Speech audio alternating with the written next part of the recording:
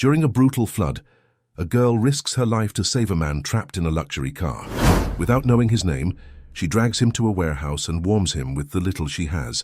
And she discovers that the man was a millionaire who never forgot her. If you were touched by this beautiful story of resilience and love, don't forget to subscribe to our channel and tell us which city you're watching from. Continuing. The sky had been holding its breath all morning, pregnant with a tension that made the air thick and hard to swallow. Grace Thornton wiped the sweat from her forehead as she hauled another bucket of water from the old well behind her grandmother's shack. The cypress trees surrounding their home stood unnaturally still, their moss-draped branches hanging like gray curtains in the muggy Louisiana heat. Something was coming. She could feel it in her bones, the way her grandmother always said she could sense the weather changing. Grace was 23 years old, but looked older, her hands rough and calloused from years of work that would have broken someone raised in comfort. She had lived her entire life in this forgotten corner of the bayou, in a ramshackle community that didn't even appear on most maps. The houses here were cobbled together from whatever materials people could find: wood, tin, old tires, anything that could keep the rain out and the mosquitoes at bay. Her own home was barely standing, propped up on stilts to avoid the flooding that came every few years like clockwork. She was setting the bucket down on the porch when the first drop hit her face. Then another. Within seconds, the sky opened up as if someone had torn a hole in the clouds. The rain came down in sheets so thick she could barely see 5 feet in front of her. Grace grabbed the bucket and ran inside, slamming the crooked door behind her. Her grandmother, Esther, was sitting in her usual chair by the window. A thin blanket draped over her frail shoulders despite the heat. The old woman's eyes were clouded with cataracts, but she turned her head toward the sound of the rain with an expression Grace knew too well. Fear. This is not just rain. Child, Esther said, her voice raspy and weak. This is the kind that takes things away. Grace knelt beside her grandmother and took her weathered hand. We will be fine, Nana. The house has survived worse. But even as she said the words, Grace felt doubt creeping into her chest. The rain was pounding on the tin roof with such force it sounded like gunfire. Through the window, she could see the water in the drainage ditch rising rapidly, brown and churning with debris. The wind had picked up too, howling through the trees and rattling the walls of their fragile home. You should go check on the Martins, Esther said, squeezing Grace's hand. They have that baby now. Make sure they are safe. Grace hesitated. She didn't want to leave her grandmother alone, but the Martins lived in an even more precarious situation than they did, right on the edge of the swamp where the ground turned to liquid mud when it rained hard. She pulled on her old rain jacket, more holes than fabric at this point, and kissed her grandmother's papery cheek. I will be back soon, she promised. Outside, the world had transformed into chaos. The rain was so heavy it felt like being underwater. Grace kept her head down and pushed forward, her bare feet finding purchase on the slippery ground through years of practice. The paths between houses had already turned into streams, and she could hear the roar of the bayou in the distance, swelling beyond its banks. She had just reached the edge of their small community when she heard it, a sound that cut through the thunder and rain. A shout, no, a scream. Someone calling for help. Grace froze, her heart suddenly pounding in her chest for reasons that had nothing to do with exertion. The sound was coming from the direction of the old bridge, the rickety wooden structure that connected their swamp community to the main road. Nobody from the outside ever came down that bridge. Nobody except people who were lost. She should turn back. She should get to the Martins and then return to her grandmother. But the scream came again, desperate and terrified, and Grace found her feet moving before her mind could catch up. She ran through the rising water, dodging fallen branches and debris that swirled past her in the current. The rain lashed at her face, stinging her eyes, but she kept going. When she reached the bridge, her breath caught in her throat. A car, sleek and expensive-looking, even half-submerged in the churning water, was wedged against the old wooden railings. The bridge itself was barely visible, the floodwater already washing over the planks. The car was tilted at a dangerous angle, its front end pointing down into the swirling current. Through the rain-streaked windows, Grace could see a figure inside, a man pounding frantically against the glass. The water was rising fast. In minutes, maybe seconds, the car would be swept away entirely or filled completely with water. Grace did not think. She just moved, She waded into the current, feeling it immediately try to pull her legs out from under her. The water was waist-deep already and climbing. She grabbed onto the bridge railing, using it to pull herself forward against the force of the flood. The wooden planks beneath her feet creaked ominously. Debris slammed into her legs, branches and trash and things she couldn't identify. But she kept moving. When she reached the car, she could see the man's face clearly through the window. He was older than her, maybe in his late 30s, with dark hair plastered to his forehead and eyes wide with panic. He was shouting something, but she couldn't hear him over the roar of the water and rain. The car door was jammed, the pressure of the water and the angle making it impossible to open. Grace looked around desperately. She needed something, anything to break the window. Her eyes landed on a chunk of concrete that had broken off from one of the old bridge supports. She grabbed it, nearly losing her balance as a wave of water hit her and brought it down on the passenger side window with all her strength. The glass spiderwebbed but didn't break. The man inside was shouting, gesturing wildly. The water was up to the bottom of the windows now. Grace raised the concrete again and slammed it down harder. This time the glass shattered, water immediately rushing into the car's interior. The man lunged toward the broken window, and Grace grabbed his arms, pulling with everything she had. He was heavy, solid, and for a terrifying moment she thought she wouldn't be able to get him out. But then he twisted, pushing himself through the window opening, and suddenly they were both in the water. The current grabbed them immediately. Grace felt her feet leave the bridge entirely as the flood swept them away. She managed to grab the man's shirt, pulling him close as they tumbled through the churning brown water. Everything was chaos, spinning and crashing, and the taste of mud in her mouth. She couldn't tell which way was up. Her hand hit something solid, a tree root, thick and twisted, sticking out from the bank. Grace grabbed it with both hands, her fingers digging into the rough bark. The man was still attached to her, his weight threatening to pull her back into the current. She wrapped her legs around the root and pulled inch by agonizing inch until they were both clinging to it. For a moment, they just stayed there, gasping and coughing up muddy water. Grace's arms were screaming in pain, but she didn't let go. Slowly, carefully, she began to pull them along the route toward the bank. The man tried to help, but he was weak, his movements uncoordinated. She could tell he was in shock. When they finally reached solid ground, Grace dragged him up onto a small rise covered in thick grass. They were about 100 yards downstream from the bridge, in a part of the swamp she knew well.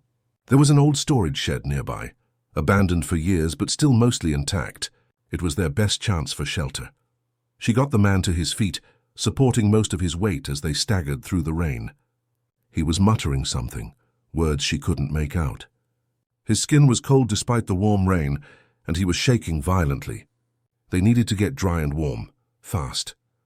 The shed was exactly where she remembered it, a squat wooden structure half hidden by overgrown vegetation. The door was swollen with moisture, but gave way when she put her shoulder into it. Inside it was dark and smelled of rot and old wood, but it was dry. Relatively dry anyway. Water dripped through gaps in the roof, but it was infinitely better than being outside. Grace lowered the man onto the dirt floor and quickly surveyed what they had. Not much. Some old tarps in the corner, stained and torn but usable. A few pieces of scrap wood. Nothing else. She grabbed one of the tarps and wrapped it around the man's shoulders. He was still shaking, his teeth chattering so hard she could hear it. His eyes were unfocused, staring at nothing. Shock. She had seen it before in people who had nearly drowned or been in accidents. He needed warmth and he needed to stay conscious. Grace knelt beside him and took his hands in hers. They were ice cold. She rubbed them vigorously, trying to get the blood flowing. "Hey," she said firmly. "Hey, look at me. You need to stay awake. Can you hear me?" His eyes slowly focused on her face. He opened his mouth, but only a croak came out. He coughed, water still coming up from his lungs, and tried again. "You saved me," he whispered. His voice was hoarse, barely audible. "You saved my life." "Do not think about that now," Grace said. "We need to keep you warm. Can you move your fingers and toes?" He nodded weakly, flexing his hands in hers. Grace noticed for the first time that he was well-dressed, or had been before the flood. His shirt was expensive material. His watch probably cost more than her entire house. This was not someone from around here. This was someone who had made a very wrong turn. Outside, the storm continued to rage. Grace knew they were stuck here for now. The floodwater would take hours to recede enough for them to move safely, and in the dark, with the rain still coming down, trying to navigate back would be suicide. They would have to wait it out. She pulled another tarp over to create a makeshift windbreak against the drafts coming through the walls. Then she sat down next to the man, close enough that their body heat could help keep each other warm. He was still shivering, but not as violently as before. "What is your name?" she asked, more to keep him talking than because she really cared. "Lucas," he said after a moment. "Lucas West, I am Grace Thornton." "Grace," he repeated, as if testing the word. "That is a good name. That suits you." She almost laughed at that. There had been precious little grace in her life, but this was not the time for that conversation. Instead, she reached into the waterproof pocket inside her jacket and pulled out the emergency supplies she always carried. A protein bar, slightly crushed but still edible. A small plastic bottle of water. The space blanket, the cheap kind that came in a tiny package but could make the difference between life and something far worse. She unfolded the space blanket and draped it over both of them, then unwrapped the protein bar and broke it in half. "Here, eat this. You need to get your strength back." Lucas took the food with trembling hands. He ate slowly, mechanically, like he was not really tasting it. Grace ate her half and took a small sip of the water, then offered him the bottle. He drank gratefully. "Where are we?" he asked after a while. His voice was getting stronger, more present. "Louisiana Bayou, about 15 miles south of Houma. You are in the middle of nowhere, basically." He let out a sound that might have been a laugh or might have been a sob. "I was trying to take a shortcut. My GPS said there was a bridge. I should have known better." Grace thought about the expensive car now probably washing its way down to the Gulf of Mexico. Should have known better was an understatement, but she kept that observation to herself. The night stretched ahead of them, long and uncertain, but for now they were alive. They were dry or close enough. And the storm eventually would have to end. Grace just hoped they would both still be here when it did. The hours crawled by with agonizing slowness. Grace could hear the storm outside continuing its assault on the bayou, the rain drumming steadily on the shed's roof, punctuated by crashes of thunder that shook the walls. Every so often, something would slam into the side of the building, debris carried by the floodwater, and both she and Lucas would tense, wondering if this would be the impact that brought the whole structure down around them. But the shed held, and slowly Lucas stopped shivering quite so much. The space blanket and the shared body heat were doing their job. Grace could feel him relaxing slightly against her, his breathing becoming more regular and less panicked. "Tell me about this place," he said suddenly, his voice cutting through the sound of rain. "This community you live in. How long have you been here?" Grace was quiet for a moment, considering her answer.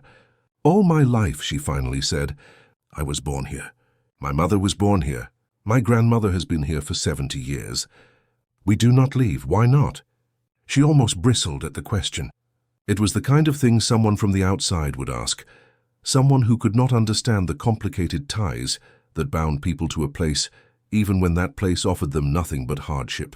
But she reminded herself that Lucas had almost lost his life tonight, that he was just trying to understand, trying to stay conscious by talking. "Because this is home," she said simply. "And because leaving costs money we do not have. Where would we go? What would we do? My grandmother needs medicines I can barely afford here. In a city we would be homeless within a week." Lucas was silent, absorbing this. Grace could feel him turning his head to look at her in the darkness, though she kept her eyes fixed on the far wall of the shed where rain was dripping through a crack. "What do you do?" he asked. "For work?" "Whatever I can," Grace replied. "I fish. I trap crawfish when they are running. I help out at the general store in Houma when they need extra hands. I take care of my grandmother. That is my life. It sounds hard." Grace let out a short, humorless laugh. "Hard is just normal. You get used to it." Another crash of thunder, closer this time. Grace felt Lucas flinch beside her.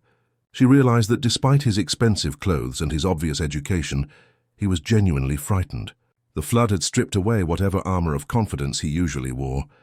Right now he was just a man who had come very close to losing everything. "What about you?"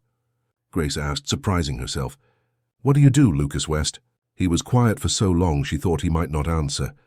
When he finally spoke, his voice was careful, measured. "I work in development," he said. "Real estate development, mostly. Building projects, investments." "So you are rich," Grace said bluntly. Lucas made a sound that might have been embarrassment. "So I have been fortunate, yes. Fortunate," Grace repeated. "Is that what you call it? Being born into a family with money, going to good schools, never having to worry about where your next meal comes from?" She heard him shift beside her. "That is not fair. You do not know anything about my life." "You are right," Grace said, feeling a flash of shame. "I am sorry. That was out of line. You almost drowned tonight. I should not be attacking you." "No," Lucas said softly. "You are right to call me out. I do not know what it is like to live the way you do. I can barely imagine it. And sitting here now after what you just did for me, I feel like the biggest fool in the world forever taking any of it for granted." They fell into silence again, but it felt different now. Less tense, more honest. Grace shifted, trying to find a more comfortable position on the hard dirt floor. As she did, her elbow knocked against something in her pocket. The protein bar wrapper, a reminder of how little she had to offer, how meager her resources were, yet she had shared them without hesitation. "That was just who she was. Why were you really out here?" she asked. "Nobody takes a shortcut through the bayou in storm season, unless they are desperate or stupid." "Maybe a bit of both," Lucas admitted. "I had a meeting in New Orleans. Important one. I was running late because of another meeting that ran over, and I thought I could save time by cutting through the back roads. My phone said it would take 30 minutes off my drive." He paused. "I guess the algorithm did not account for flash flooding." Grace felt something twist in her chest. He had risked his life, had nearly lost it, because he was running late to a meeting. Because he could not afford to waste 30 minutes. What kind of life was that, where time was measured out in such precise, precious increments that you would gamble everything to save half an hour? "The meeting does not matter now," she said quietly. "No," Lucas agreed. "No, it really does not." They talked through the night, their voices low and intimate in the darkness. Grace told him about growing up in the bayou, about learning to navigate the swamp before she could read, about the community that survived on the margins of society. She told him about her grandmother, about the strokes that had left Esther weak and partially blind, about the medications that cost more than Grace could make in a month. Lucas told her about growing up in Connecticut, about boarding schools and country clubs, about a father who built an empire and expected his son to expand it. He told her about the pressure, the constant need to prove himself, to be worthy of the West name. He talked about his company, about projects across 3 states, about deals worth millions of dollars. But as he talked, Grace noticed something. His voice was hollow when he spoke about his work. There was no passion there, no joy, just obligation, just the weight of expectation. "Do you love it?" she asked during a lull. "This work you do?" Lucas was quiet for a long time. "I thought I did," he finally said. "Or maybe I never questioned whether I should. It is what I was raised to do. It is what is expected." "That sounds lonely," Grace said. "It is," Lucas admitted, and she could hear the surprise in his voice, as if he had never really acknowledged this truth before. "It is incredibly lonely." The rain began to let up as dawn approached. The thunder moved off into the distance, a retreating army. Through the cracks in the shed walls, Grace could see the first grey light of morning filtering through. She felt exhausted, every muscle in her body aching from the exertion of the rescue and the uncomfortable night on the floor. But she also felt strangely awake, alert in a way that had nothing to do with the adrenaline of danger. Lucas had dozed off against her shoulder in the last hour before dawn, his breathing deep and even. Grace had stayed awake, keeping watch, listening to the water outside slowly receding. Now, as the light grew stronger, she gently shook his shoulder. "Lucas, wake up. The storm has passed." He stirred, confusion crossing his face before memory returned. He sat up quickly, wincing at the stiffness in his joints. Outside they could hear voices, people calling to each other. The sounds of boats motoring through the floodwater. "That will be the rescue teams," Grace said, getting to her feet. "From the parish. They always come after the big floods." She opened the shed door and stepped out into the pale morning light. The world looked different, transformed. The water had receded somewhat, but still covered everything in a thick layer of brown mud. Trees were down everywhere, their roots exposed like grasping fingers. Debris was scattered across the landscape, pieces of houses, furniture, things that had once belonged to people who had nothing to spare. Lucas came to stand beside her, and Grace heard him draw in a sharp breath.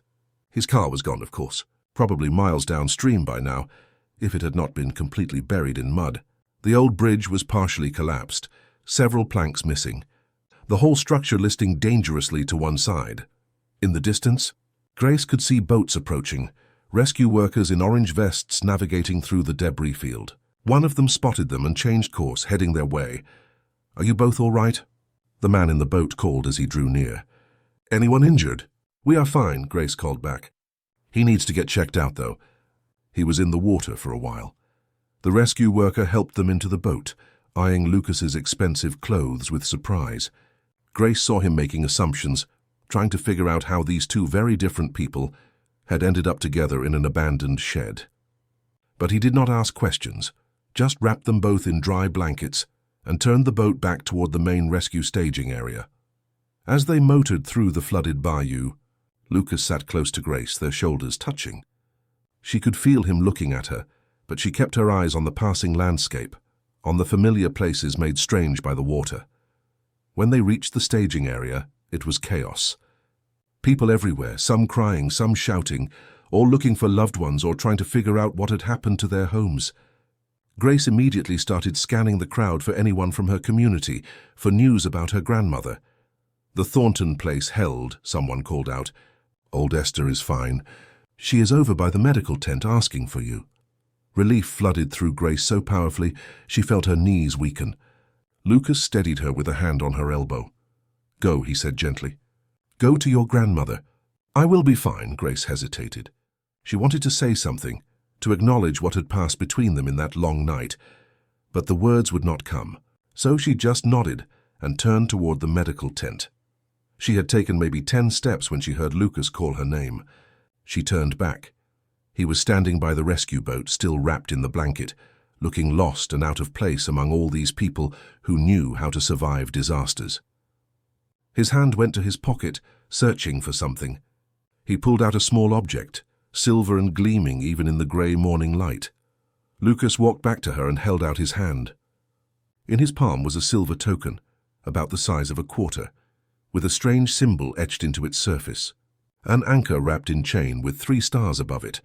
"This is a challenge coin," he said. "From my company. It is not much, but I want you to have it. As a reminder of tonight, of what you did for me." Grace took the coin, feeling its weight in her palm. It was cool and smooth, probably worth nothing to anyone else, but she understood the gesture. A piece of him.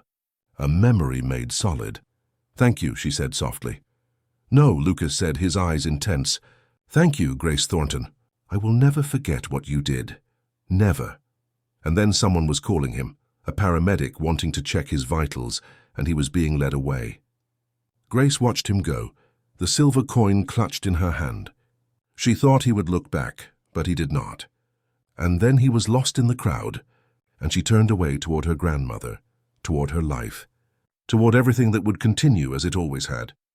She tucked the coin carefully into her pocket and went to find Esther, not knowing that she had just met the man who would change her life forever, not knowing that Lucas West was already planning how he would find her again, how he would repay a debt that could never truly be repaid. All she knew was that she had saved a life. And in that moment, that was enough. Life returned to normal with the stubborn persistence of weeds pushing through concrete. The floodwaters receded, leaving behind layers of mud and debris that took weeks to clear. Grace and her neighbors worked together to rebuild what had been lost, to patch holes and shore up foundations, to salvage whatever could be saved from the wreckage. It was backbreaking work, but it was familiar. They had done it before. They would probably do it again. Grace thought about Lucas West sometimes, usually late at night when she was too tired to sleep, lying on her thin mattress and listening to her grandmother's labored breathing in the next room. She would take out the silver coin he had given her and turn it over in her fingers, tracing the anchor and stars with her thumb. She wondered where he was, if he ever thought about that night, if he remembered the girl from the bayou who had pulled him from the flood. Probably not, she told herself. He was back in his world now, the world of meetings and deals and projects worth millions. She was a footnote in his life, a strange adventure he would tell at dinner parties. "Remember that time I almost drowned in Louisiana? A local girl saved me. Quite extraordinary, really." Grace tucked the coin into an old sewing box her mother had left behind, wrapped it in a scrap of fabric, and tried not to think about him anymore. She had more immediate concerns. Her grandmother's health was declining.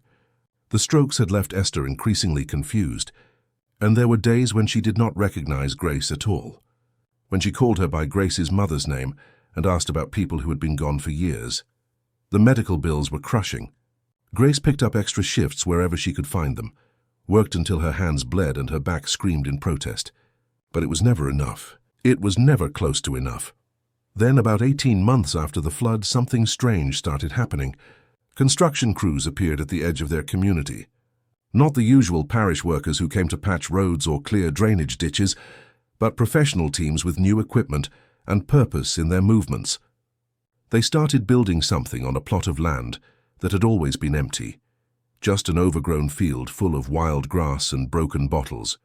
Rumors spread through the community like wildfire. Some said it was going to be a chemical plant, come to poison their water and drive them out. Others insisted it was condominiums, rich people wanting to develop the bayou for vacation homes. Grace did not pay much attention to the speculation. Rich people's projects did not concern her. They never had before. The building went up quickly, much faster than anything Grace had ever seen constructed.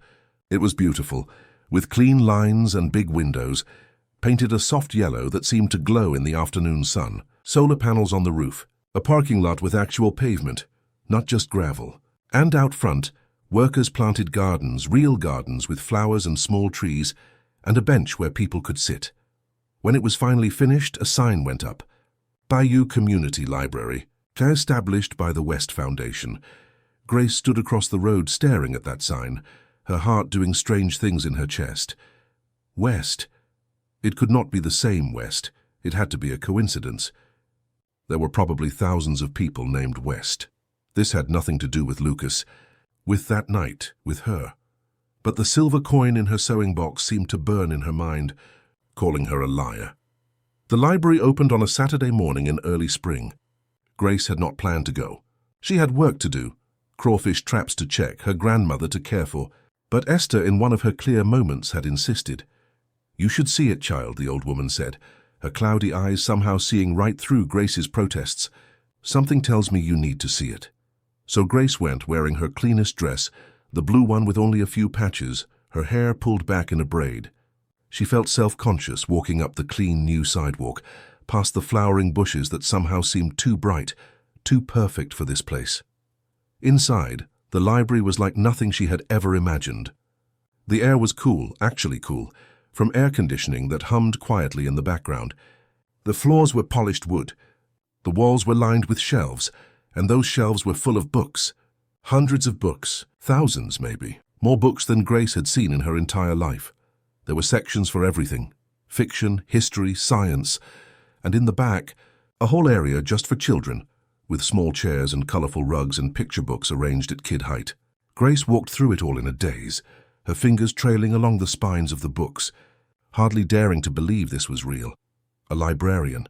A kind-faced woman named Mrs. Chen approached with a welcoming smile. "First time visiting?" "Yes," Grace managed. "I live nearby. She gestured helplessly at the space around them. "I cannot believe this is here." Mrs. Chen's smile widened. "It is wonderful, is it not? The West Foundation has been incredible. They did not just build the library. They funded it for the next 10 years. Books, programs, staff, everything. Mr. West himself was very specific about what he wanted this place to be."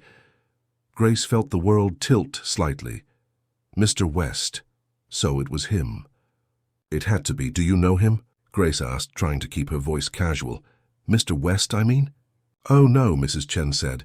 "I have never met him personally. He works through his foundation.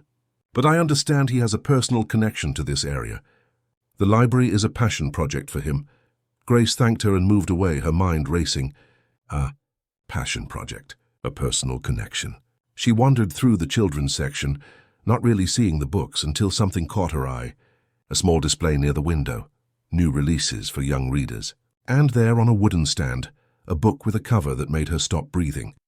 The cover showed a painting, crude but evocative, of a girl standing in floodwater reaching toward a car. Behind her, storm clouds raged. The title was written in simple letters across the top. The Girl and the Man Who Fell from the Sky. Grace's hands were shaking as she picked it up. The book was thin, clearly meant for children. She opened it to the first page and saw the dedication. Her vision blurred and she had to blink several times to clear it. For the one who saved me, without knowing who I was.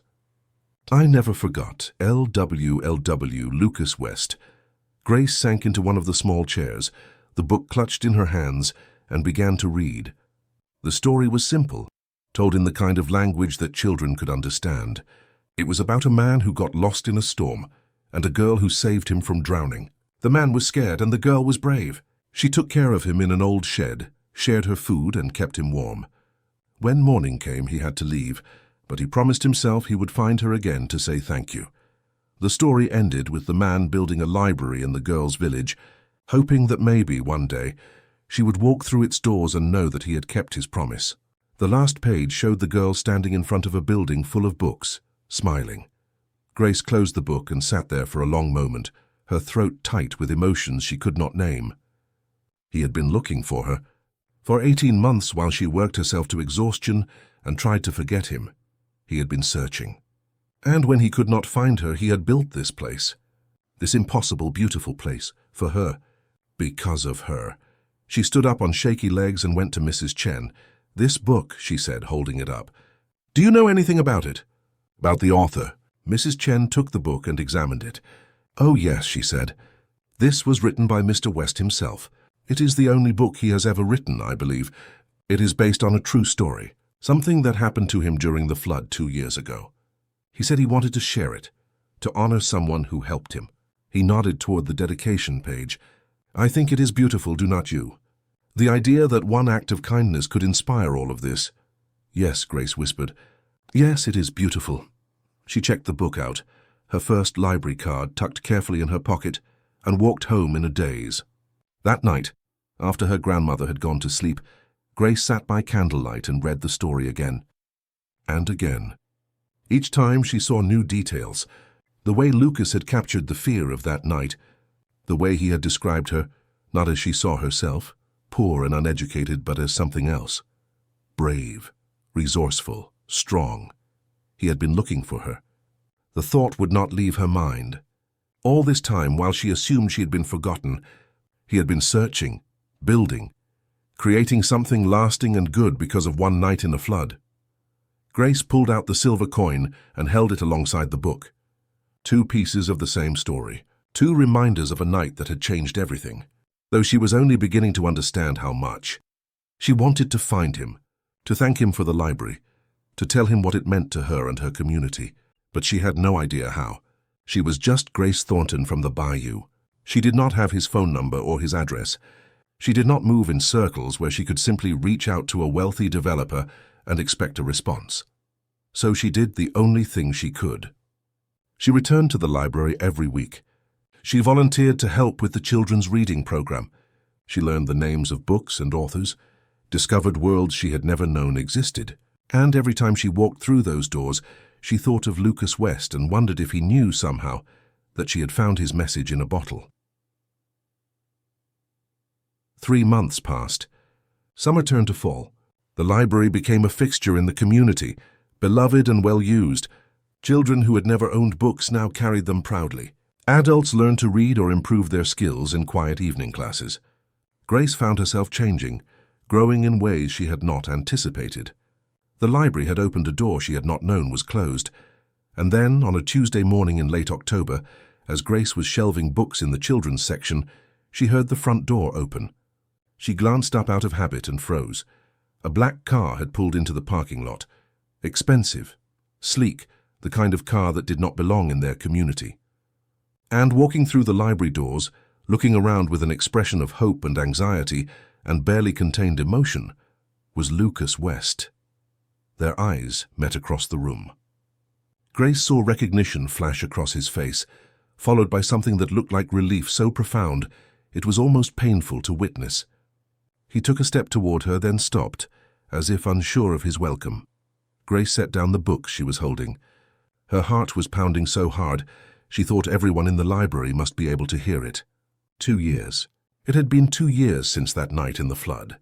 And now here he was, standing in the library he had built, looking at her like she was something precious and long lost. She walked toward him slowly, aware of Mrs. Chen watching with frank curiosity, of the other patrons glancing over at the well-dressed stranger. When she was close enough to speak without shouting, Grace stopped. "You found me," she said softly. Lucas smiled, and it transformed his entire face. "I never stopped looking," he replied. "I just took the long way around." They sat on the bench outside the library, under the shade of a newly planted oak tree that would not provide much shade for years yet. Grace was intensely aware of how she must look next to Lucas, in his tailored suit and polished shoes. Her dress was clean but worn, her hands roughened by work, her hair escaping from its braid in wisps. But when she glanced at him, Lucas was not looking at her clothes or her hands. He was looking at her face like she was the answer to a question he had been asking for 2 years. "I tried everything," Lucas said, his voice quiet but intense. "I went back the day after the flood, but the whole area was still evacuated. I talked to rescue workers, parish officials, anyone who might know you. But nobody had records. Your community is not on most maps. People just said there were folks living in the bayou, but they could not tell me names." Grace nodded slowly. "We keep to ourselves. A lot of people here do not trust the government. No official addresses, no paperwork. It makes us invisible." Lucas ran a hand through his hair, a gesture of frustration she remembered from that night in the shed. "I hired investigators. I gave them your name, description, everything I could remember. They spent months searching, but Grace Thornton was apparently too common a name. There were dozens of Grace Thorntons in Louisiana alone, and none of them were you. So you built a library," Grace said, a note of wonder in her voice. Lucas smiled, but it was sad around the edges. "I realized that if I could not find you, maybe I could make you find me. I knew the flood had devastated this area. I knew the communities here needed help, so I created the West Foundation and started planning projects. The library was first. I thought she loves her community. She cares about people.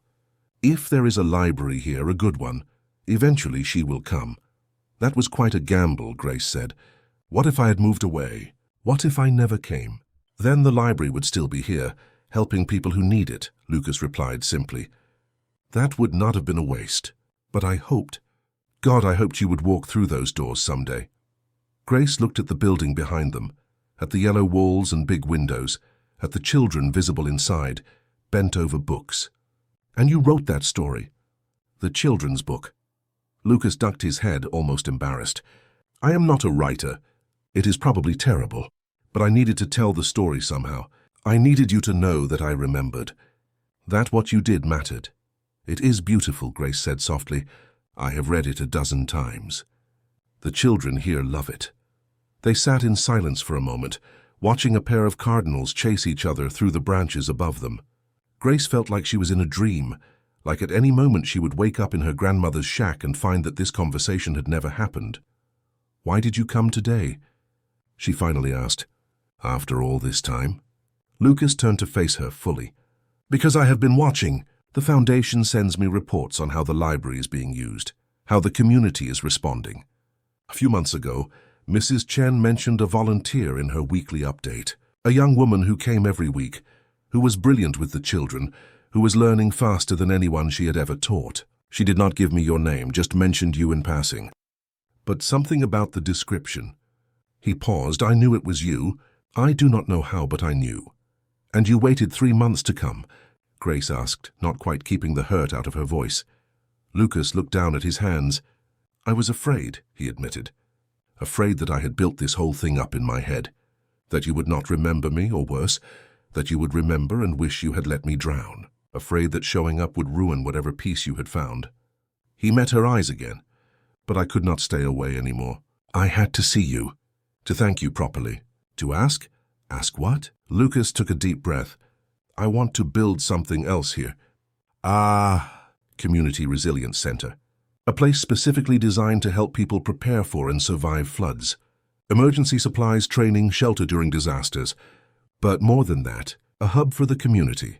Classes on everything from hurricane preparedness to financial literacy, healthcare services, legal aid, everything this area needs and has never had. Grace felt her heart start to race. That sounds expensive. It will be, Lucas agreed.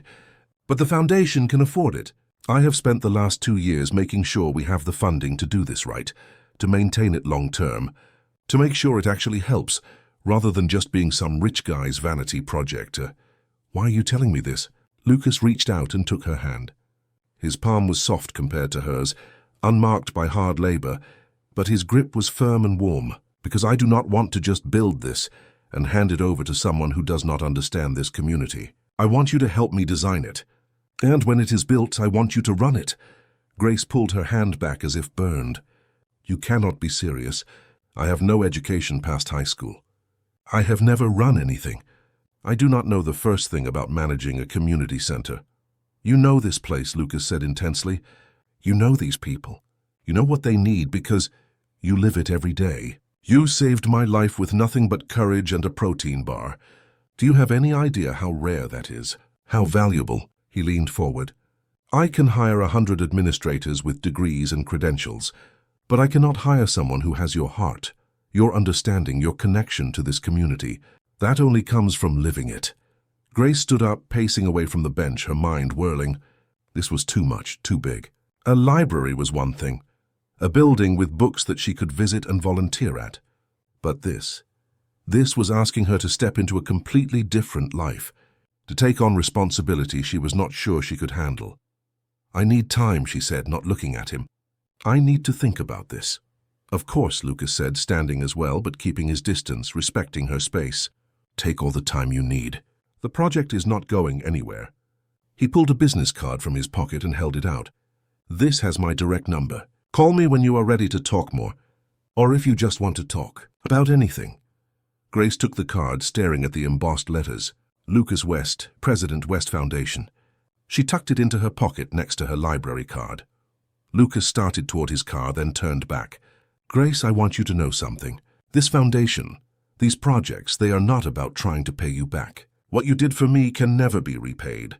It can never be made even. You gave me my life back. All I'm trying to do is honor that gift by doing something that matters, by helping people the way you helped me.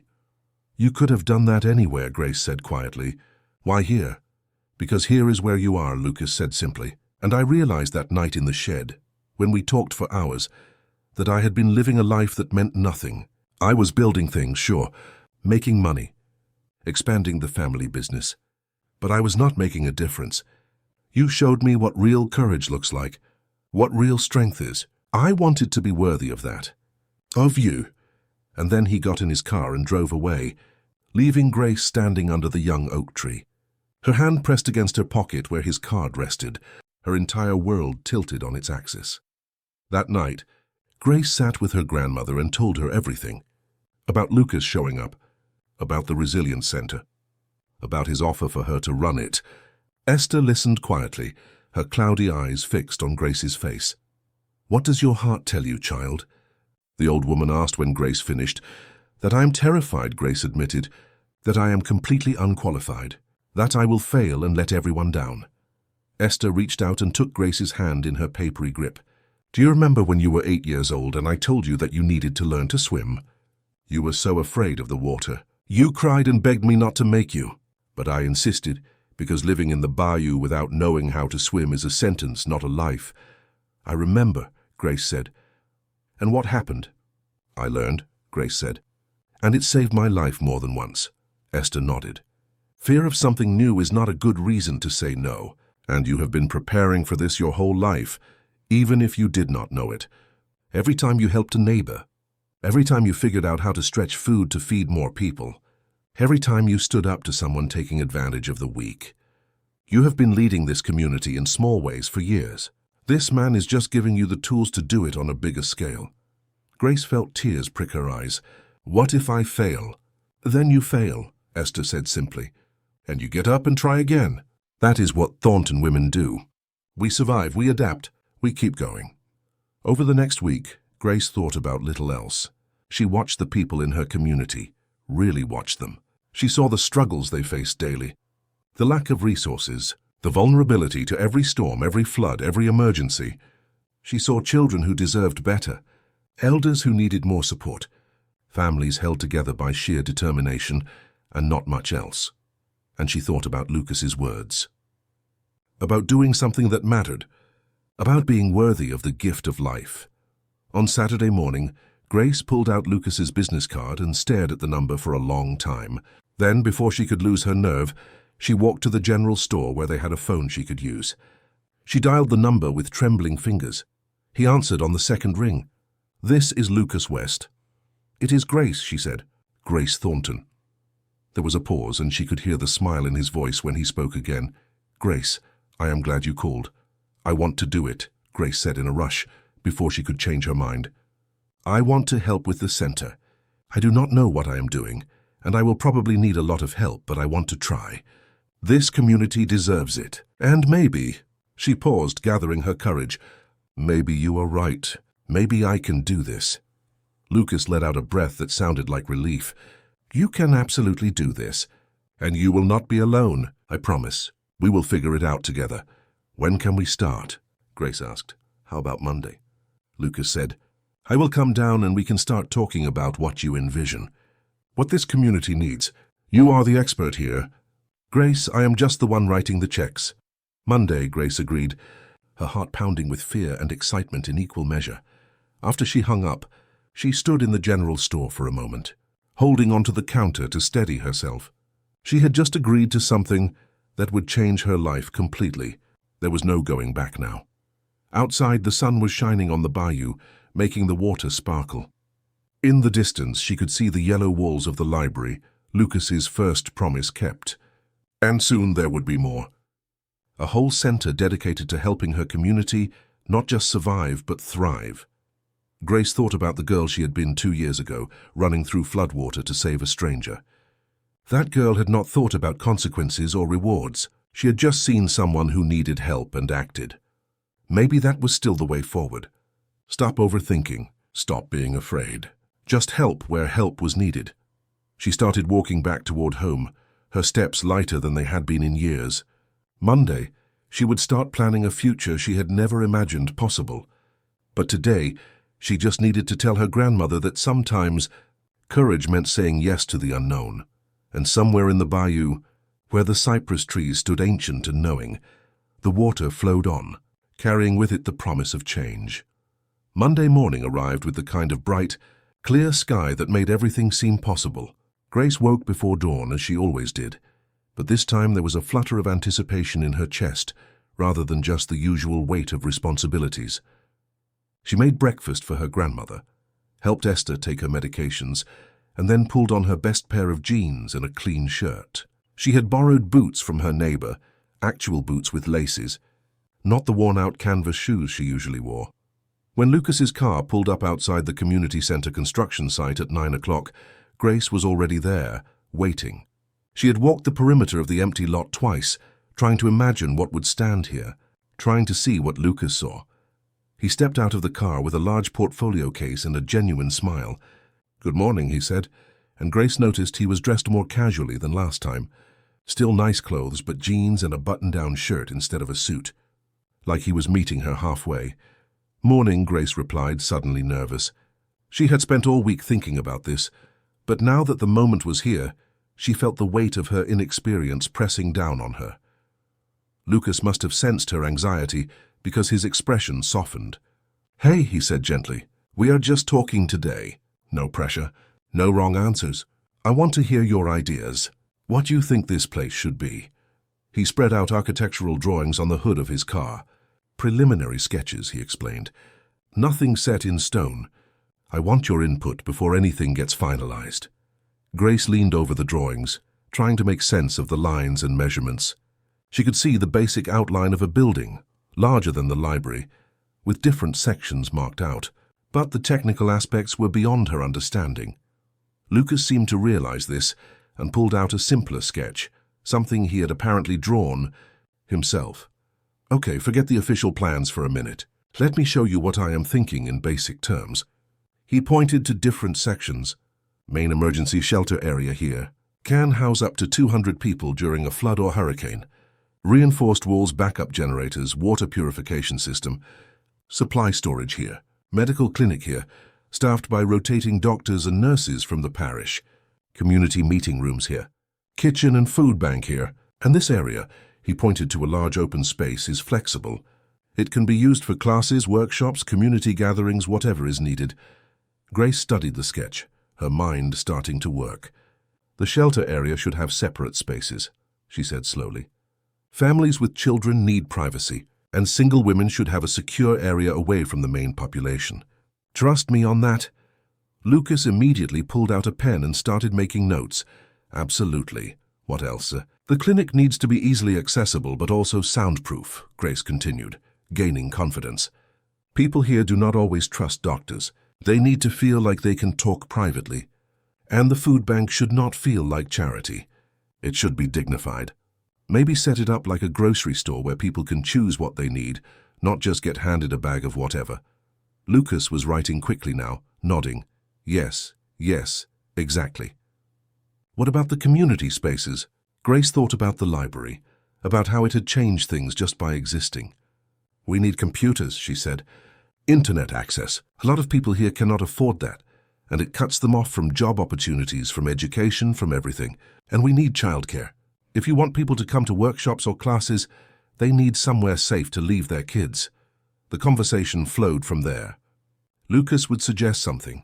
Grace would build on it or point out potential problems based on her knowledge of the community. She told him about the elderly residents who could not easily evacuate, about the teenagers who had nothing to do after school, about the single mothers working 3 jobs and still barely making ends meet. And Lucas listened. Really listened. He took notes, asked questions, adjusted plans. They worked through lunch, Grace barely noticing the hours passing. When Lucas finally glanced at his watch, it was almost 3 in the afternoon. I need to feed you, he said. There is a diner about 20 minutes from here. Will you let me buy you a late lunch? Grace hesitated. She needed to get back to her grandmother soon. But Esther had a neighbor checking on her, and Grace's stomach was growling. Okay, she agreed. The diner was a small place on the highway, the kind with cracked vinyl booths and a menu that had not changed in 30 years. Grace felt more comfortable here than she would have in a fancy restaurant. They ordered burgers and sweet tea, and as they waited for their food, Lucas leaned back in his seat and studied her. You are a natural at this, he said. Do you know that? Grace shook her head. I am just telling you what I see every day. That is exactly what makes you good at it, Lucas replied. Most people doing development work never actually talk to the community they are supposedly helping. They sit in offices and make assumptions. You are not assuming anything, you know. Their food arrived and they ate while continuing to talk. But this time the conversation drifted to more personal topics. Lucas told her about his week, about conference calls and board meetings that seemed trivial compared to the work they were doing. Grace told him about her grandmother's good days and bad days, about the books she had been reading at the library. I never really liked reading before, Grace admitted. It always felt like something for other people, people who had time and education. But now, she paused, searching for words. It is like I've been living in a small room all my life, and suddenly someone opened all these doors. There is so much out there, so much I did not know. Lucas smiled, but there was something wistful in his expression. I grew up with every educational advantage imaginable. The best schools, tutors, resources. But I do not think I learned as much as you have in the last few months. That cannot be true. It is, Lucas insisted. I learned facts, formulas, how to run a business, but you are learning how to see the world differently. That is much more valuable. Over the next 3 months, they fell into a pattern. Lucas would come down to the bayou 2 or 3 times a week, and they would work together on the Resilience Center plans. Grace started to understand the architectural drawings, started to contribute not just ideas but practical solutions. She met with engineers and contractors, learning their language, earning their respect through sheer determination and obvious dedication to the project. The foundation hired her officially as community liaison, with a salary that was modest by professional standards, but life-changing for Grace. She was able to hire a part-time caregiver for her grandmother, easing some of the constant pressure she had been under. She bought herself work boots that actually fit, a laptop to help with the project planning, and upgraded their home's roof, which had been leaking for years. But more than the money, Grace found herself changing in other ways. She started to believe she could do this. Not just the Resilience Center, but anything she set her mind to. Lucas had a way of asking her opinion that made it clear he genuinely valued her input, not just as a token representative of the community, but as an equal partner in the project. They also started spending time together that was not strictly work-related. Lucas would stay for dinner sometimes, sitting in Grace's humble kitchen and eating red beans and rice with obvious enjoyment. He met Esther, who took one look at him and announced that he had good eyes, which was her highest compliment. Grace showed him around the bayou, teaching him which plants were edible and which would make him sick, how to read the water for signs of alligators, where the best fishing spots were hidden. And somewhere in all those hours of working together, of talking and planning and dreaming, something shifted between them. Grace noticed the way Lucas's eyes would linger on her face when he thought she was not looking, the way he would find excuses to sit close to her when they were reviewing plans, the way his hand would brush against hers, seemingly by accident, but happening too often to be coincidence. She felt it too, the flutter in her chest when his car pulled up, the awareness of his presence in a room, the way she found herself thinking about him during the quiet moments of her day. But Grace pushed these feelings down, tried to ignore them. Lucas was from a different world. This project would end eventually, and he would go back to his life. She was just a temporary part of his story, not the whole book. Then came the community presentation. 6 months into planning, it was time to present the Resilience Center concept to the people it would actually serve. Grace had been dreading this moment. These were her neighbors, people who had known her since she was a child. What would they think of her standing up there, pretending to know things, working with an outsider? The meeting was held in the library, every chair filled and people standing along the walls. Grace stood at the front with Lucas, her palms sweating, her heart racing. Lucas had offered to do all the talking, but Grace had insisted on being part of the presentation. This was her community. They deserved to hear from her. Lucas opened with an overview of the foundation and their mission. Then he turned to Grace, giving her the floor. She took a deep breath and began to speak. "Most of you know me," she started, her voice shaking slightly. "I am Grace Thornton. I have lived here all my life. I know what it is like to struggle, to worry about where the next meal is coming from, how to pay for medicine, what will happen when the next storm hits. This center, it is not about someone from outside coming in to fix us. It is about giving us the tools to take care of ourselves and each other." She walked them through the plans, using language that made sense to people who lived this reality. She talked about the shelter space, the clinic, the educational programs. She answered questions honestly, admitting when she did not know something but promising to find out. And slowly she saw the skepticism in the room start to shift. People were nodding, asking engaged questions, getting excited. An older man in the back, Mr. Robichaud, stood up. "Why should we trust this?" he asked bluntly.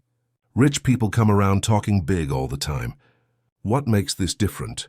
Grace met his eyes steadily. "Because I will be here," she said, "running it, making sure it does what we need it to do.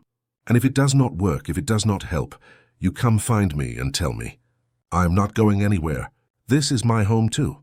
Lucas spoke up then. "And the foundation has committed to funding this center for a minimum of 20 years. This is not a one-time thing. We are in this for the long term." The meeting went on for another hour, but by the end the mood had shifted from skepticism to cautious optimism.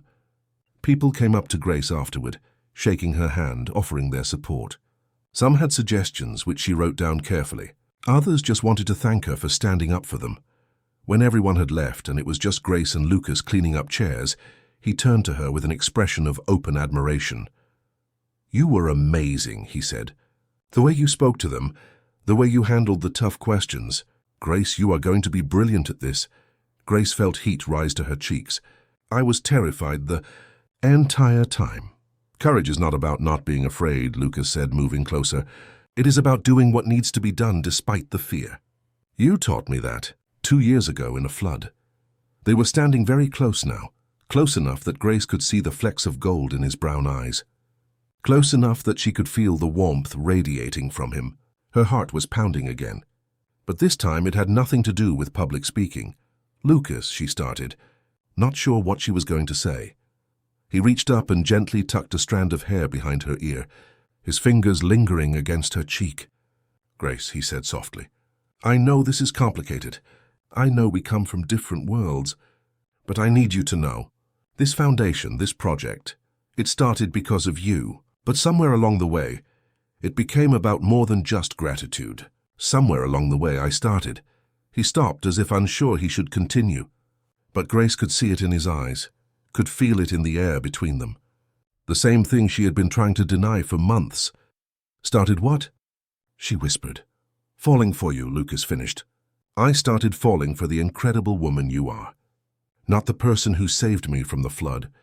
The person I have gotten to know. Your strength, your intelligence, your heart. I know I have no right to feel this way. I know it is probably inappropriate, given our working relationship. But I cannot pretend anymore." Grace's breath caught. She should step back. She should maintain professional boundaries. She should protect herself from the inevitable hurt when this ended. But instead, she found herself reaching up and placing her hand over his where it still rested against her cheek. "You are right," she said. "This is complicated. We probably should not do this. But Lucas, I feel it too. I have been trying not to, but I feel it too." His smile was like sunrise, warm and transformative. "So what do we do about it?" Grace thought about all the risks she had been taking lately. Saying yes to the center, learning new skills, speaking in front of her community. Every time she had been afraid. And every time it had been worth it. "We figure it out together," she said, "just like everything else." The construction of the Bayou Community Resilience Center began in early spring when the ground was firm and the weather predictable. Grace stood at the edge of the construction site on the first day, watching the crews arrive with their equipment and supplies, and felt a mixture of awe and terror. This was really happening. Her ideas, her input, were becoming concrete in steel and glass. Lucas stood beside her close enough that their shoulders touched. He had been doing that more often lately, finding small ways to be near her, to touch her hand or stand close in a crowded room. They had not defined what was happening between them, had not put labels on the feelings that were growing stronger every day. But it was there, undeniable and electric. "Nervous?" he asked softly. "Terrified," Grace admitted. "What if we got it wrong? What if people do not use it the way we planned?" Lucas turned to face her, his expression serious. "Then we adapt, we fix it. Grace, this building is not the end goal. It is a tool. Tools can be modified, improved, changed to fit the need. The important thing is that we are trying, that we are giving this community something it has never had before. A real safety net." Over the following months, Grace threw herself into the project with an intensity that surprised even her. She was on site every day, learning construction terminology, building relationships with the workers, making sure every detail aligned with what the community needed. Lucas had hired a project manager, a no-nonsense woman named Patricia Santos, who had 30 years of experience in community development. Patricia became Grace's mentor, teaching her about budgets and timelines, and the 1,000 small decisions that went into building something from the ground up. But it was Lucas who taught Grace the bigger lessons. How to negotiate, how to stand firm when contractors tried to cut corners, how to see 10 steps ahead. He treated her like an equal partner, never talking down to her, always asking for her perspective. And when she made mistakes, which she did, he helped her learn from them without making her feel inadequate. Their relationship evolved in quiet moments between the chaos of construction, coffee breaks where they would sit in Lucas's car to escape the noise and just talk, late evening calls where Grace would update him on the day's progress, and somehow they would end up discussing books or childhood memories or dreams for the future. Weekend afternoons when Lucas would come down and they would walk through the bayou, and he would listen while Grace told him the stories her grandmother had told her, tales of the land and the people who had survived here for generations. Esther watched it all with knowing eyes. "That young man is in love with you," she told Grace one evening as they sat on the porch.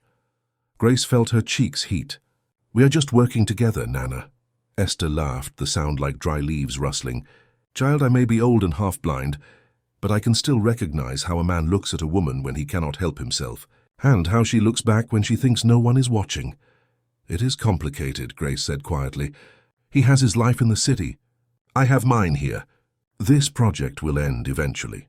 Life is always complicated, Esther said. That is not a reason to run from happiness. You saved that man from drowning, and now maybe he is saving you from a different kind of drowning. The kind where you work yourself to exhaustion and never let yourself dream of more. Grace thought about those words often in the weeks that followed. Was that what she had been doing? Playing it safe? She had agreed to run the center, had pushed herself professionally in ways she never imagined. But emotionally she was still holding back, still protecting herself from the possibility of getting hurt. The breakthrough came during a particularly difficult week. A summer storm had damaged part of the construction, setting them back by days and threatening to push them over budget. Grace had worked 16-hour days, trying to coordinate repairs, reschedule contractors, and deal with concerned community members who worried the project would be abandoned. By Friday evening, she was exhausted and discouraged, sitting alone in what would eventually be the center's main office. Surrounded by revised plans and budget spreadsheets, she barely understood. Lucas found her there around 8 o'clock. He took one look at her face and set down the bag of food he had brought. "Talk to me," he said.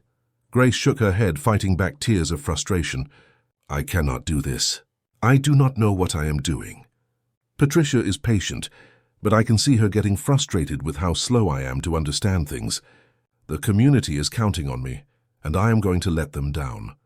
Lucas pulled a chair close and sat down, taking her hands in his. "Grace, look at me." She did, reluctantly. 6 months ago, you did not know the difference between a load-bearing wall and a partition. Now you are reading architectural plans and catching errors that the professionals miss. You have learned more in half a year than most people learn in 4 years of college. And you know why? Because you care. Because this matters to you. But what if caring is not enough? Lucas smiled gently. Caring is everything. Skills can be taught. Knowledge can be learned. But genuine dedication? That is rare. That is what makes the difference between a building that serves the community and a building that just takes up space. He squeezed her hands. And you are not in this alone. I'm here, Patricia is here. The whole foundation is behind you. You do not have to know everything. You just have to keep showing up and trying. Grace felt something break loose in her chest, some knot of anxiety and self-doubt that she had been carrying for months. And before she could overthink it, she leaned forward and kissed him. Lucas went still for half a second, surprised. Then he kissed her back, soft and careful and sweet. When they pulled apart, both slightly breathless, Grace saw her own emotions reflected in his eyes. Wonder, fear, hope. "I have been wanting to do that for months," she admitted. "Me too," Lucas said, "but I did not want to pressure you. I did not want you to think I expected anything, just because the foundation is funding your salary." Grace touched his face, feeling the slight stubble on his jaw. "Lucas, I know you. I know your heart.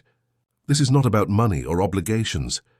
This is about two people who found each other in the worst circumstances and somehow, against all logic, fit together." They sat there in that unfinished office, holding each other while the last light faded from the sky. And Grace realized that Esther was right. She had been drowning in a different way, in the belief that she did not deserve more than survival. But Lucas saw something in her that she was only beginning to see in herself: potential, strength, worth. Their relationship became public, though not through any official announcement. The community just noticed the way Lucas looked at Grace, the way she smiled when he arrived. People talked, of course. Some were happy for her. Others were skeptical, warning that rich men did not stay with Bayou girls, that she should protect her heart. But most people seemed to understand that what Grace and Lucas had was real, built on mutual respect and genuine affection. The center was completed in October, almost a year after Lucas had first proposed the project. The grand opening was a massive event, with parish officials, foundation board members, and community members all gathering to celebrate. There were speeches and ribbon cuttings and tours of the gleaming new facility, but for Grace the best moment came late in the day when the crowds had thinned and she walked through the building with Lucas, just the two of them. They stood in the emergency shelter area, the space designed to keep 200 people safe during disasters. Grace thought about that night 2 years ago when she had sheltered Lucas in a rotting shed with nothing but a tarp and a protein bar. And now this existed, because of that night, because one person had decided another person's life was worth saving. "You changed my life," Lucas said quietly, as if reading her thoughts. "That night in the flood. I was successful before.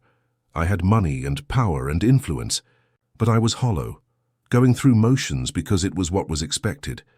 You showed me what really matters, not what we build, but why we build it, who we build it for." Grace leaned against him, feeling his arm come around her shoulders. "You changed mine too. I thought my life was set. Take care of Nana, survive. That was all I could hope for. But you showed me I could be more. Do more." "We built this together," Lucas said. "Yes," Grace agreed. "We did." In the weeks after the opening, the center quickly became exactly what they had hoped.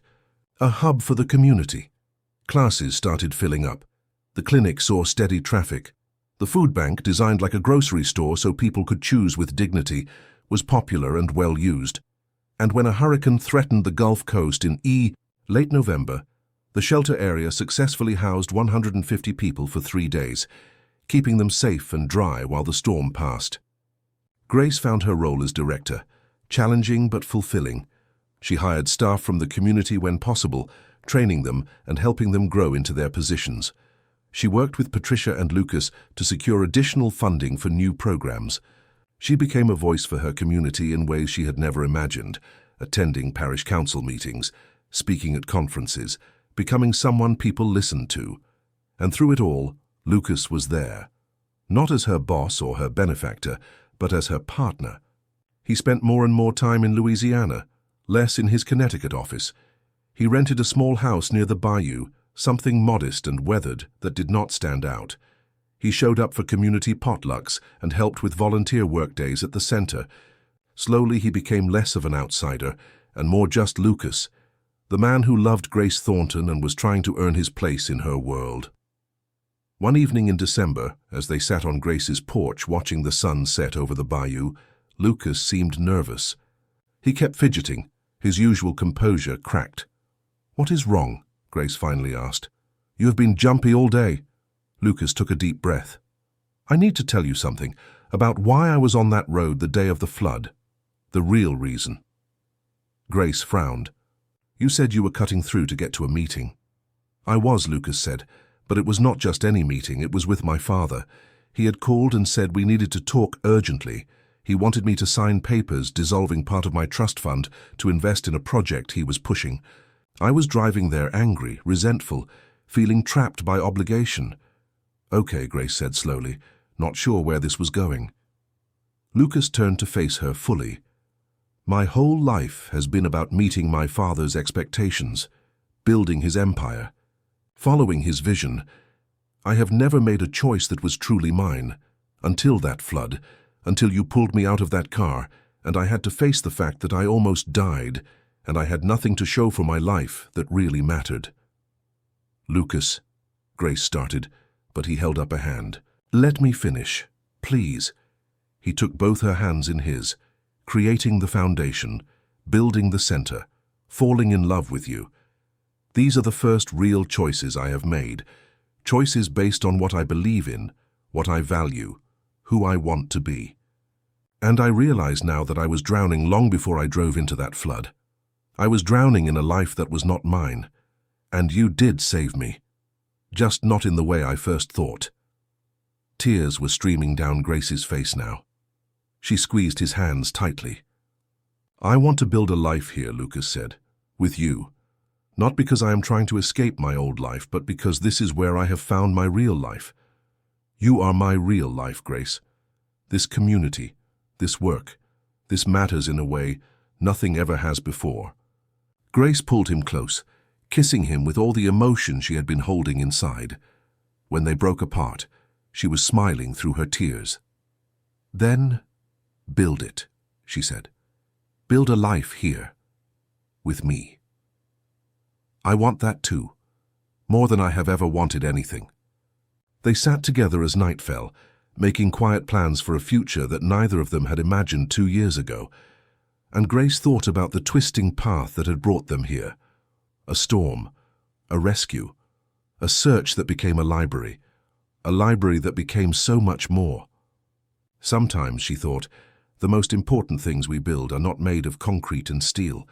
They are made of trust and love and the courage to choose a different path.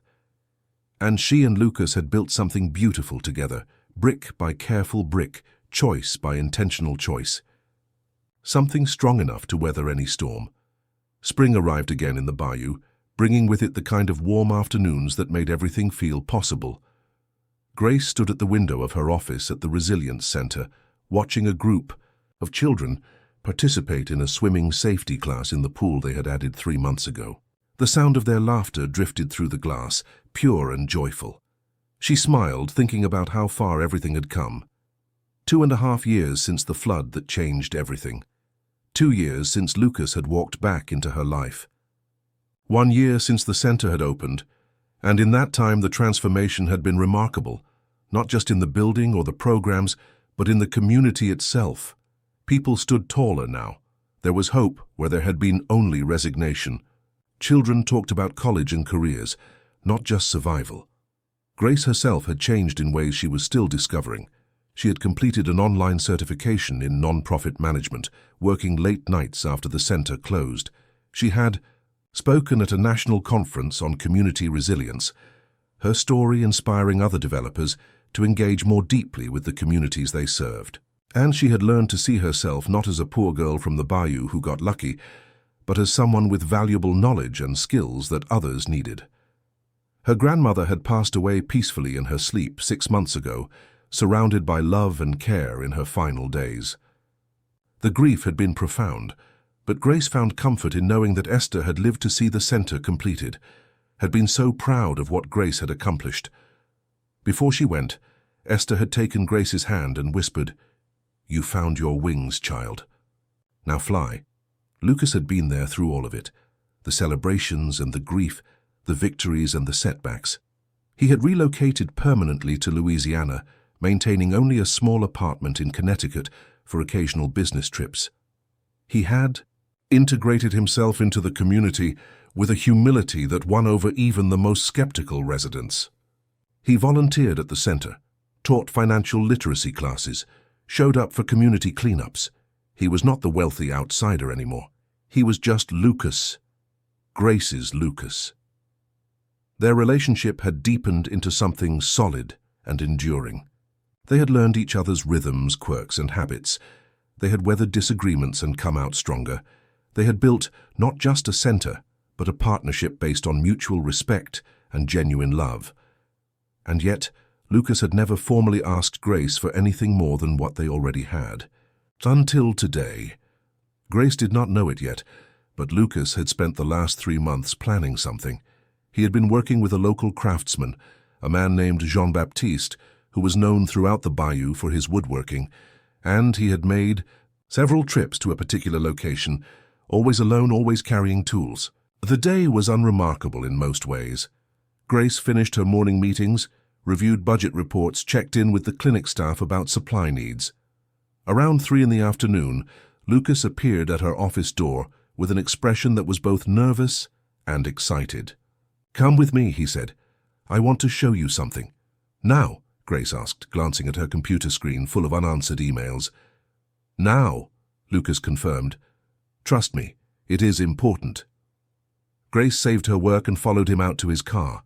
They drove, in comfortable silence for about 15 minutes, and Grace realized they were heading toward the old bridge, or rather, where the old bridge had been.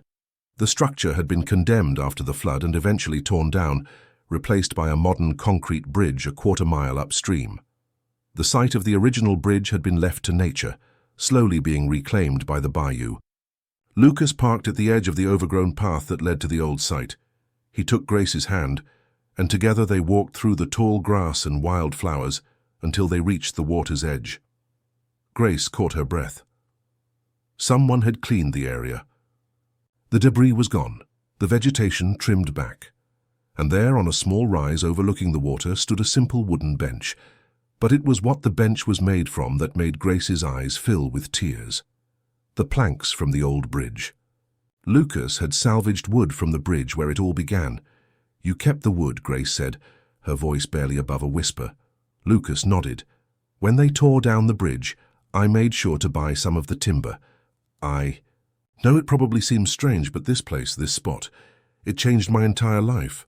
I wanted to preserve it somehow."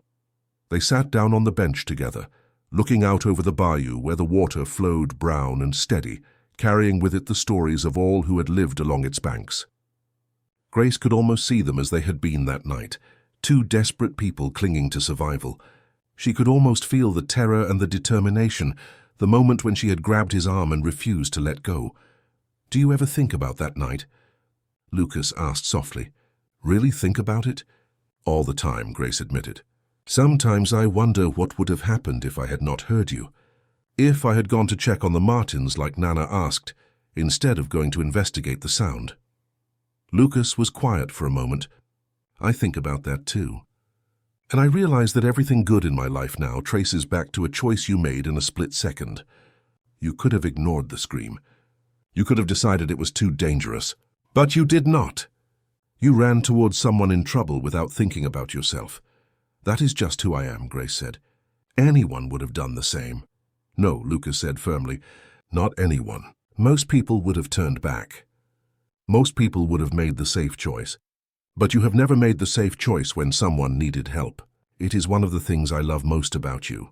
He stood up then, and Grace watched with growing curiosity as he knelt down in front of the bench, right there on the grass where the old bridge used to stand. "Grace Thornton," he said, his voice steady despite the emotion in his eyes. 2.5 years ago I was drowning, not just in floodwater but in a life that had no meaning. You saved me in every way a person can be saved. You gave me my life back, and then you showed me what to do with it. You taught me about courage and community and what it means to really live for something bigger than yourself." Lucas reached into his pocket and pulled out a small wooden box. Grace's breath caught as he opened it to reveal a ring. But it was not a traditional engagement ring. Instead, it was a band carved from dark polished wood, simple and beautiful. "This is made from the bridge," Lucas explained. "From the exact plank your hand was gripping when I first saw you clearly in the daylight. Jean-Baptiste helped me identify it and craft it into something that could last." He pointed to a word carved into the inner band. The word was simple and powerful. "Stay. Grace, I am not asking you to marry me because I want to repay a debt or because I am grateful you saved my life. I am asking you to marry me because I cannot imagine my life without you. Because you are the bravest, strongest, most incredible person I have ever known. Because every day with you teaches me something new about what it means to live with purpose. Will you stay with me? Will you build a life with me? Will you marry me?" Tears were streaming down Grace's face, but she was smiling so wide it almost hurt. She slid off the bench and knelt in the grass with him, taking his face in her hands. "Yes," she said. "Yes, I will stay. I will marry you. I will build everything with you." Lucas slipped the wooden ring onto her finger. It fit perfectly, warm against her skin, solid and real. And then they were kissing and laughing and crying all at once. Two people who had found each other in a storm and chosen to weather every storm since together. They were married 3 months later in a ceremony at the Resilience Center. Not in some fancy venue, but right there in the building they had created together. Their whole community came. Children who attended after-school programs, families who had been sheltered during hurricanes, elderly residents who received health care at the clinic, all the people whose lives had been touched by what Grace and Lucas had built. Patricia Santos officiated, having gotten ordained online specifically for the occasion. Grace wore a simple white dress that Mrs. Chen from the library had helped her pick out. Lucas wore a suit, but looked more relaxed than Grace had ever seen him in formal wear. And when they exchanged vows, they spoke not from traditional scripts but from their hearts. Grace promised to challenge him, to never let him settle for comfortable when they could reach for meaningful. Lucas promised to listen, to value her voice, to build with her, not for her. They both promised to remember where they came from and to never forget the people who needed what they could give. When Patricia pronounced them married, the community erupted in cheers. And as Grace and Lucas kissed, sealing their promise to each other, She looked out at the crowd and saw the future reflected in their faces. Hope, possibility, strength. The reception was a true Bayou celebration.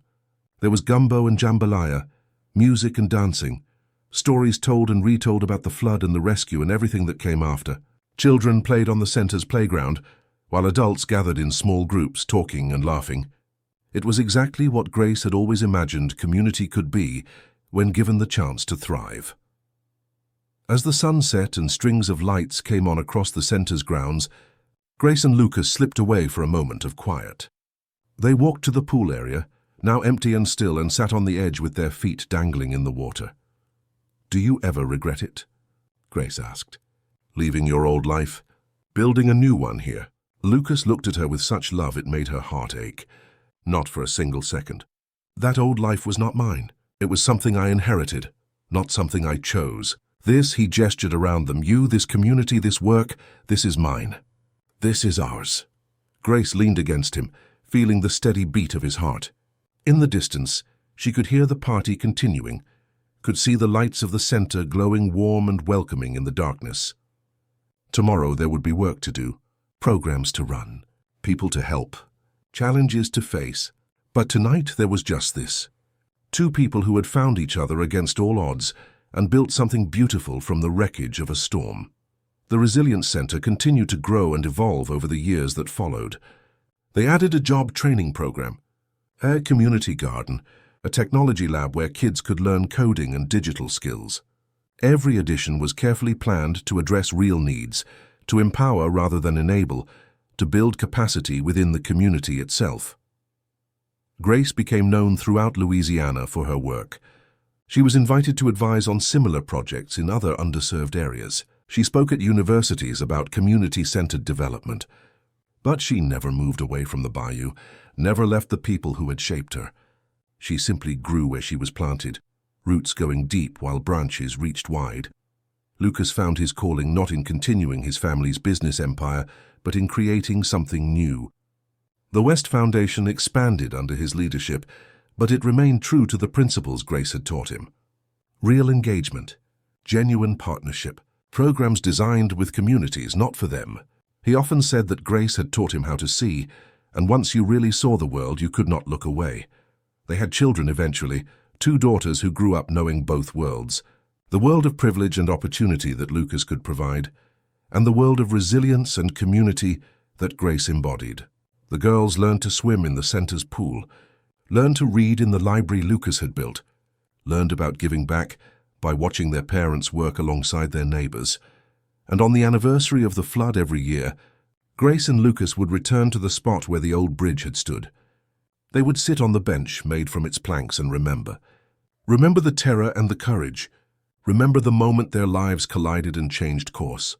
Remember that sometimes the most important thing we can do is reach out a hand when someone is drowning, even when we are barely keeping our own head above water. The Bayou community that had once been invisible on maps became a model for resilient development. People came from around the country to see what Grace and Lucas had built, to learn from their approach. But for Grace, the real measure of success was simpler. It was in the children who had options now, the families who had security, the elders who had dignity, the community that had hope. And it all traced back to one stormy night when a young woman decided that a stranger's life mattered. When she ran toward danger instead of away from it. When she gave everything she had to save someone she did not know. That was the real story.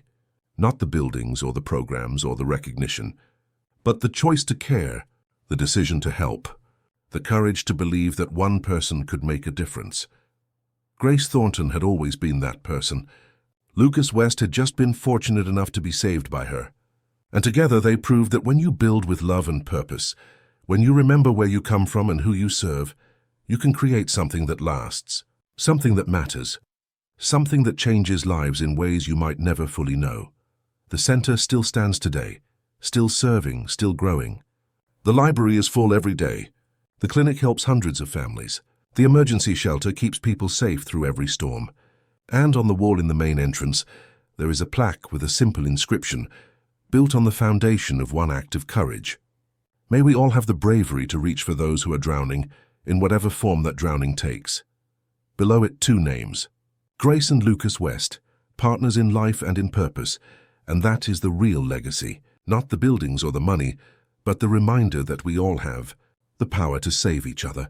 We just have to be willing to get our feet wet.